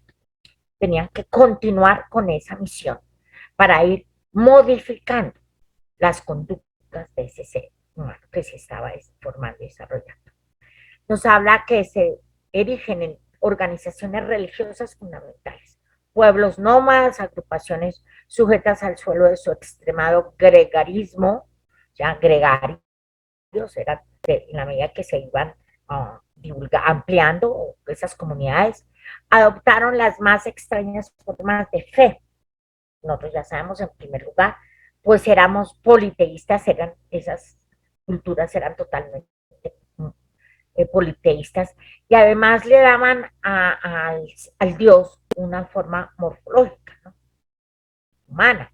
Entonces, pero necesitaban alguna figura representativa para ese cambio que tenía que darse en el plano extrafísico. Entonces, permiten que se dé ese proceso. Entonces, los espíritus exiliados, sujetos a la red organogenética, perdóname, en que se les teje la cárcel del vehículo biológico, nos dice, profundamente primitivistas, todavía pues están catalogados como en el nivel primitivo porque pues aún todavía no han desarrollado toda esa conciencia espiritual, entonces están en un estado primitivista.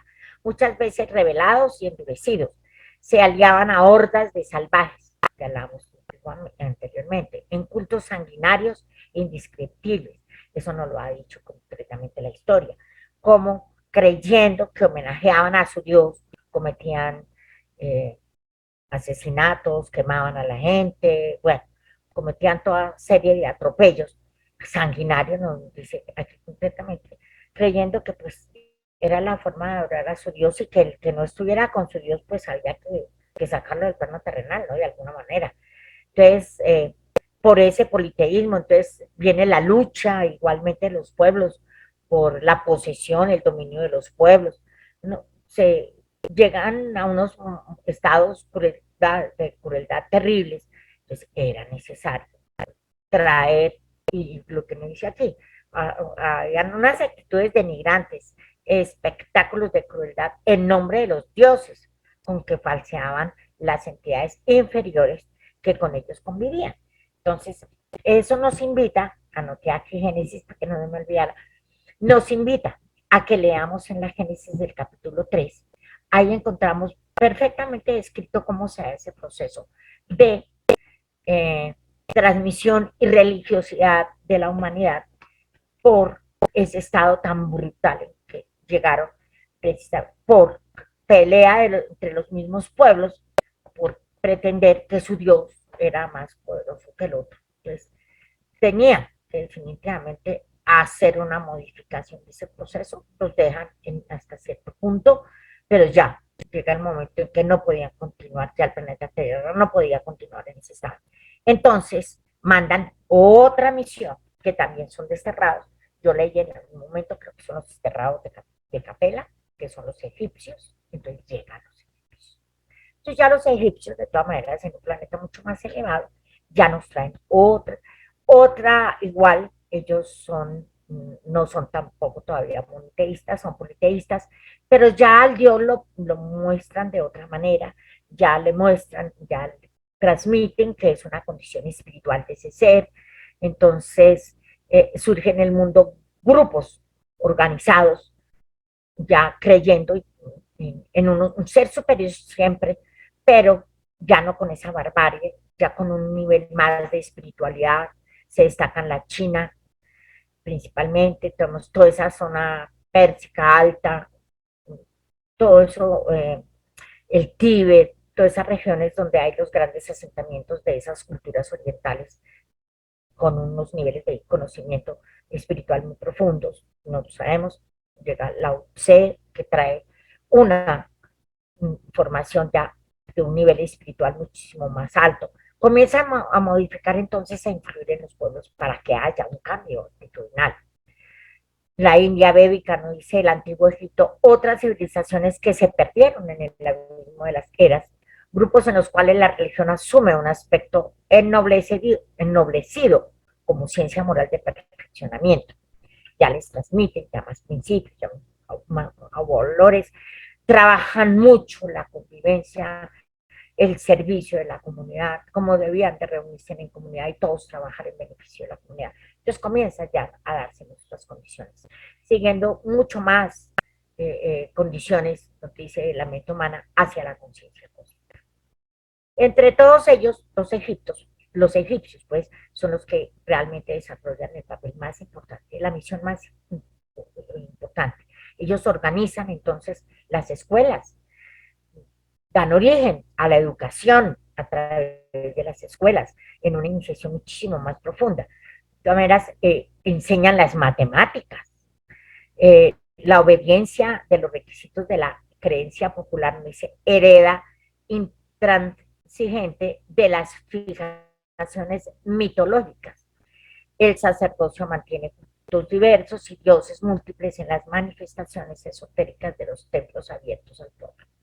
Con ellos, pues entonces surgen los templos ya formales, surge ese ídolo que ellos personifican para ir orientando, transmitiendo conocimientos en los cuales ya se les habla a la humanidad sobre la necesidad de esa depuración espiritual, de ese contacto con ese ser superior, pues para poder mantener la paz, la estabilidad y la concordia entre los pueblos.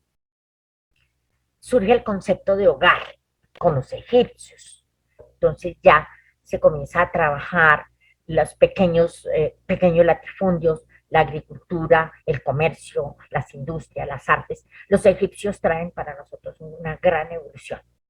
Entonces patrocinan, nos dicen, en nombre de la convicción popular, o sea que ya se comienza a transmitir el concepto de la vida social, de la solidaridad y la sociedad. Ponen a través de ellos, comienzan a imponer el monoteísmo que orienta la implantación de la fe. Eso todo lo hacen los egipcios. Entonces la unidad de Dios es el cimiento de toda la religión egipcia, pero ese Dios en ese momento no es ese Dios que nosotros conocemos, porque siempre ese Dios estaba representado en una figura, para ellos su Dios, pero en una figura física, en su aspecto superior. Sin embargo, esa figura tenía una función superior, por lo tanto a ese tenía que rendírsele los honores, pues los atributos, porque le daban atributos divinos, y entonces era el que ordenaba el pueblo, daba las instrucciones, y de esa manera va comenzando a crecer los conceptos de libertad, de grandeza, de superación, y transmiten ese amor infinito a la inmortalidad. Inmortalidad. Ellos ya hablan de la inmortalidad del espíritu. No hablan de la reencarnación, pero sí hablan de la inmortalidad del espíritu.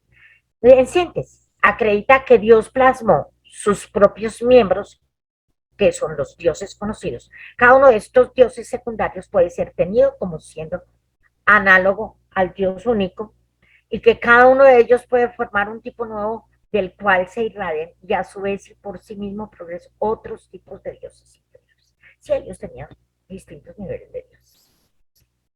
Entonces, ya, más adelante, sabemos nosotros muy claro, llega Moisés. Moisés llega con una misión muy especial, nosotros lo sabemos. Él llega a liberar, en primer lugar, el pueblo judío de las condiciones que tenía los egipcios, que en ese momento ya ellos no les estaban dando unas buenas condiciones de vida. Entonces llega él a libertar el pueblo judío. Cultivan entonces ya en ese momento, y nosotros sabemos, ellos consultaban al oráculo, pero resulta que ¿quién era el oráculo? El oráculo sale en los medios, entonces nos hablan. Cultivaron la mediunidad en un grado avanzado, atendiendo complejas aplicaciones de magnetismo, trazando disciplinas a la vida íntima y comunicándose con los desencarnados de una manera indudable, consagrándola una veneración especial. En ese campo, el conocimiento más noble reencarna a Moisés como misionero de renovación para ofrecer a la mente del pueblo la concepción del Dios único, transfiriéndola de los recintos iniciáticos a la plaza. O sea, que lo saca del templo, porque ya lo que nos viene a traer Moisés en los mandamientos ya le da una orientación muy específica al comportamiento del ser. Entonces ya le trabaja completamente el ser, transforma algunas costumbres, define principios y compromisos para finalmente recibir los fundamentos de la ley del Sinaí, o sea, para recibir los mandamientos. Desde esa hora, el conocimiento religioso basado en la justicia cósmica se ha generalizado en el ánimo de las naciones, dado que a través del mensaje de Moisés, el hombre común se informó de que ante Dios, el Señor del universo y de la vida, está obligado a respetar el derecho de sus semejantes para ser igualmente respetado. Ya conocemos nosotros los mandamientos, amar al prójimo como a ti mismo. Bueno, no los voy a decir todos, pero pues ese es uno de los comienzos, es el respeto al prójimo, saber vivir como hermanos entre sí e hijos de un padre único. La religión entonces en ese momento ya pasa a actuar de tal modo, con un sentido directo y práctico, con un acrisolamiento del cuerpo espiritual y una tendencia clara hacia la vida mayor. Perdón. Aquí terminamos. Entonces, ahí estaríamos ya terminando el capítulo. ¿Ok? Entonces, ¿alguna pregunta? ¿Algunos interrogantes? ¿Cuestionamiento nos deja? ¿Investigación nos invita? Porque pues realmente esto es una revisada muy rápida. El libro es muchísimo más extenso. Pero sí, como les he dicho, la recomendación de todos los libros, que realmente gracias a la propuesta de haber, hemos tenido ocasión de revisarlos, es muy grande. Realmente todos traen, y este libro, pues imagínense la información que nos está dando sobre cuál es el origen nuestro, ¿no?